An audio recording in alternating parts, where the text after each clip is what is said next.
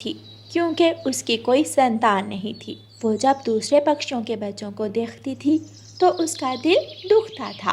रानो, तुम रो क्यों रही हो? अब तो हर समय रोना ही है। दूसरे पक्षी अपने बच्चों के साथ कितने खुश हैं। उनको प्यार से पालते हैं, उनके लिए भोजन ढूंढते हैं। उनके जीवन में खुशियाँ ही खुशियाँ हैं। पूरे जंगल में मैं अकेली हूँ जिसकी कोई संतान नहीं है। रानो, तुम्हें क्या लगता है कि मुझे कोई दुख नहीं है? मुझे भी बुरा लगता है कि हमारी संतान नहीं है, लेकिन हम कुछ कर भी तो नहीं सकते। अब अगर हर समय घर में ऐसे दुखी बैठे रहेंगे तो जीवन कैसे गुजरेगा? पहले तो तुम घर में कितने मज़े की मीठी मीठी चीज़ें बनाती थी, लेकिन अब तो तुमने ऐसा कुछ बनाना ही छोड़ दिया। पहले मुझे ये थोड़ी पता था कि मैं बांझ हूँ। अच्छा, तुम अब रोना धोना छोड़ो, वरना मैं शाम को भी घर नहीं आऊँगा। आपने ठीक कहा, मुझे हर समय दुखी नहीं रहना चाहिए। क्या हुआ जो ऊपर वाले ने मुझे संतान नहीं दी? मुझे ऊपर वाले ने इतना प्यार करने वाला पति तो दिया है। चलो फिर अब अपने पति के लिए कोई मीठी चीज़ बनाओ। मैं आपके लिए आज खीर बनाती हूँ। रानो चिड़िया रसोई में जाती है और अपने पति के लिए खीर बनाने लगती है। जब खीर बन जाती है तो रानो चिड़िया प्याले में खीर डालकर अपने पति के सामने रखती है। मानो चिड़ा खीर खाता है।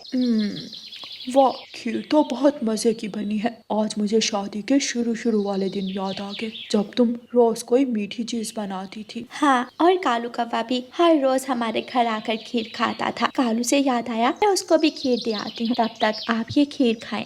रानो चिड़िया कालू कौवे के लिए खीर डालती है और कालू कौवे के घर देने चली जाती है। गौरी कौवी दरवाजा खोलती है। चिड़िया, तुम हमारे दरवाजे पर क्या कर रही हो?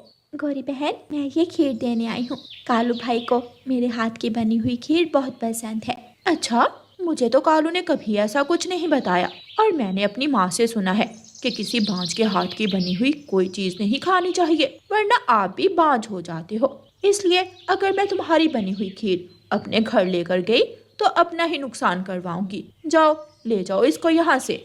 रानो चिड़िया रोती हुई अपने घर वापस आ जाती है। क्या हुआ रानो, तुम तो खुशी खुशी गई थी घर से। लेकिन ये समाज एक बांझ को जीने कहाँ देता है। आज कोई मेरे हाथ की बनी हुई खीर नहीं खा रहा, कल तो कोई मुझसे मिला भी नहीं करेगा। कहीं गौरी ने तो कुछ नहीं कहा?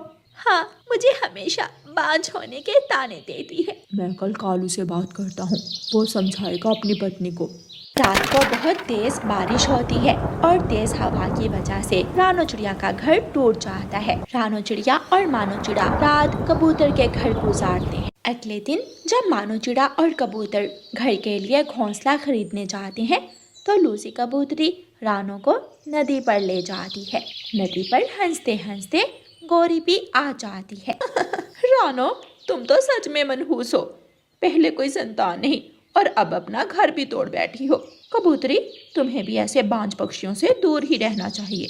गौरी, चुप कर जाओ। रानो पहले ही बहुत परेशान है और संतान का होना या ना होना हमारे हाथ में थोड़ी है। अब तुम मानो या ना मानो, मनहूस तो रानो है।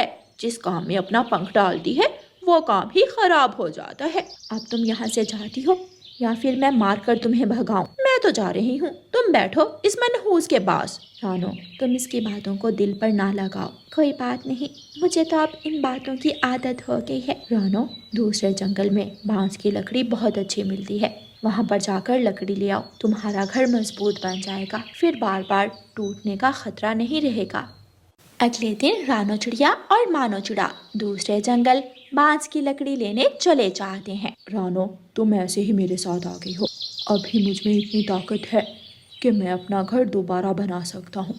मुझे पता है कि आप मुझे हमेशा आराम देना चाहते हैं, लेकिन अगर हम मिलकर लकड़ी काटेंगे तो हमारा घर जल्दी बन जाएगा। फिर दोनों पति पत्नी बांस की लकड़ी काटने लग जाते हैं। रानो एक बांस की लकड़ी काटने लगती है तो रानो को बांस में चमकती हुई रोशनी नजर आती है। वो मानो चिड़े को आवाज देती है, मानो जी यहाँ आए, ये कैसी रोशनी है? रोशनी बांस में कैसे आ रही है? वो बांस का टुकड़ा उठाते हैं तो उसमें नन्ही सी चिड़िया होती है। आप कौन हो बेटा, और इस बांस में क्या कर रही हो? मैं इस बांस में 3 दिनों से हूँ। क्यों बेटा, आप यहाँ पर क्यों हो? आप अपने घर जाओ, आपके माता पिता आपके लिए फिक्रमंद होंगे। लेकिन मेरे तो माता पिता ही नहीं है। बेटी, क्या हुआ आपके माता पिता को?